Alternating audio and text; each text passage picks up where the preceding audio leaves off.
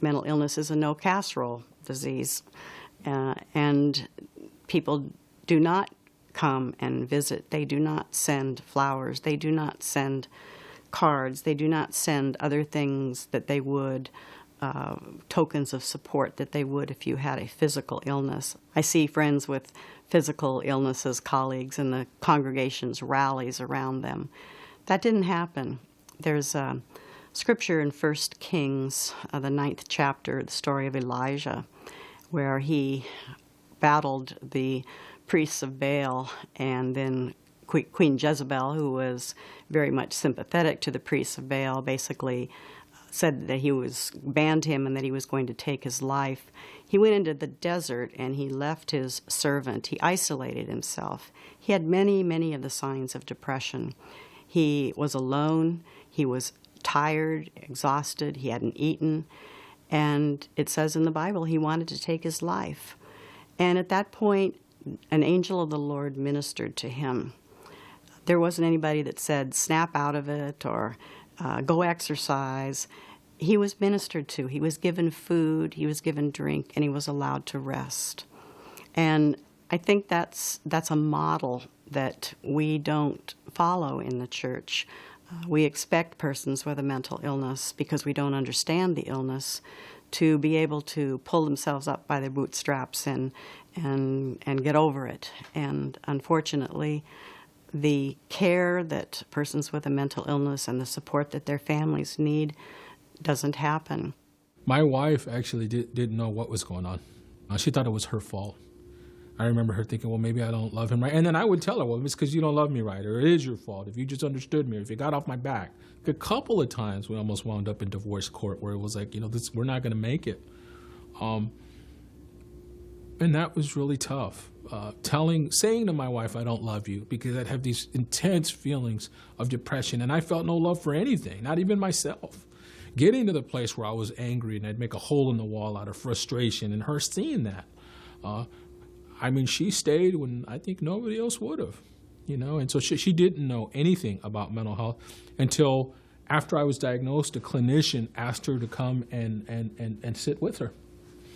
And she started telling him, these are the signs of what bipolar disorder is, of what post-traumatic stress disorder is.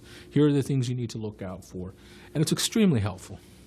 I have a dear friend in the theater who wasn't afraid of anything.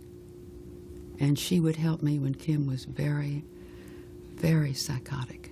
But I could always call on this friend who would come and be with me. I had another friend I'd gone to graduate school with who is probably the most comforting person I know, who could just sit with me and not say anything. My darling husband, who is a stepdad, he kept saying, I can't do a thing with her. And I said, well, let me worry about that. You just worry about me. And I had to teach him how to comfort. And he said, how do you do that? I said, don't tell me what to do. Don't talk sense to me when I'm in grief. Just put your arm around me and say, there. Oh, he says, I can do that. I said, well, that's what I need. I'll figure this out. And when I need to talk, I'll come to you. But many other friends, they don't fall away out of bad will. They fall away out of embarrassment or ignorance or... What do you say? How do you voice your concern? You may say something wrong and upset the apple cart.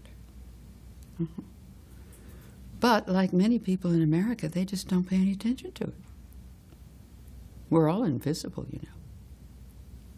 It isn't absolutely necessary that people with a mental illness, depression, schizophrenia, whatever, have to struggle in silence. To me, that's one of the most painful ways of having an illness, experience an illness. And living in that loneliness, marginalized bit of culture, it's just too painful for me to believe that people need to continue accepting that that's the way having mental illness is and will be. It isn't necessary. A friend of mine from seminary asked me to speak at the bishop's convocation, which they have every 2 years, on depression. And I did agree to do that after much reluctance and twisting of arms and prayer.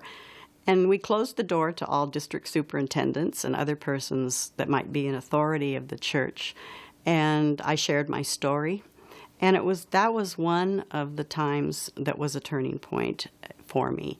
In that room, the despair, the stories of my colleagues were from a very ethnically diverse area, and especially among some of our ethnic persons, the shame and the stigma and the role of the family to keep it hidden was very sad. And that really led to me writing my book, Gifts of the Shadow, and talking about my own story. So I see that as a turning point of speaking out and realizing what a need there was out there, not just among the people sitting in the pews, but among my peers, among the clergy.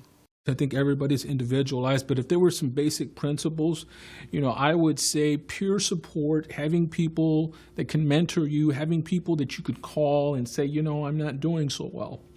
One of the catalysts of my recovery is when my family was educated and it was explained to them, this is what's going on with Ray, and they realized it wasn't their fault, it wasn't my fault, that this in fact was an illness. That really served as a catalyst for my recovery, and we could get to the point where we were on the same side. Before that, it felt like it was me against them, and I just remember most of my life feeling like they don't really understand me, they don't really know what I'm going through. Once, like I said, there was an awareness there and some education there, we were both on the same side, which is, to get me to a place of recovery. I was very, very fortunate to be able to have an ongoing relationship with a pastoral counselor. And over the years, that developed into a relationship of mutuality. For me, one of the biggest things about depression is feeling disconnected from oneself, from others, and from God. And through my relationship with my pastoral counselor, he handled it differently than my doctor or my husband or a lot of our friends who wanted to get me better right away. And he was vulnerable enough himself to enter into my dark place and to be there with me. And it was his faith that I was a child of God, even in the midst of all that I was going through, and even though I didn't feel like it, that was one of the sustaining factors that helped me come back around to a point of healing and wholeness. And it was that relationship of care and mutuality and his being there for me that enabled me to choose life.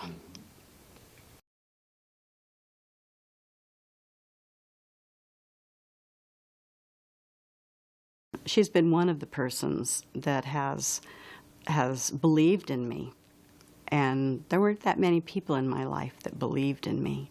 Much to my surprise, I got a letter back from the Olympic Committee saying that we were chosen to be an inspirational pair, and that because of our work on behalf of mental illness, that we were going to be passing the torch to each other.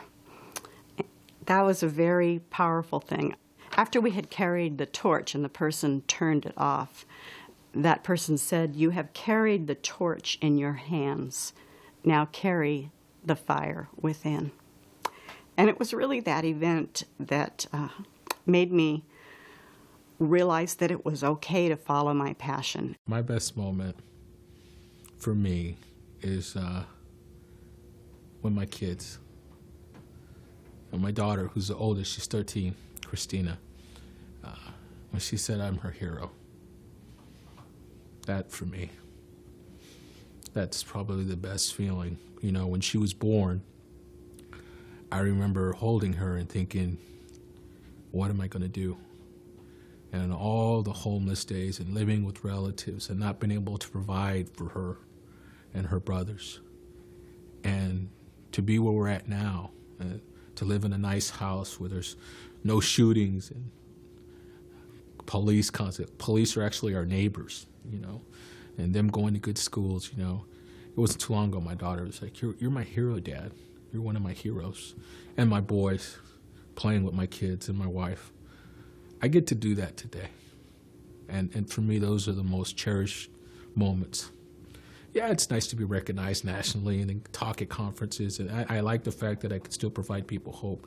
But it's that family that has stuck with me through all these times. The other thing that gave me hope early on was seeing other families who'd come through this. And I could look at their resolve, but also there was a peacefulness. They had kind of churned the waters and kind of come out in the lagoon. And I would think, well, if they can get there, I guess I can get there. That's part of hope. And I think with the consumer movement, consumers tell me that that is critical to them, to see others who have moved through what they are now contending with. And, and they say, I can do that too. I can do that too.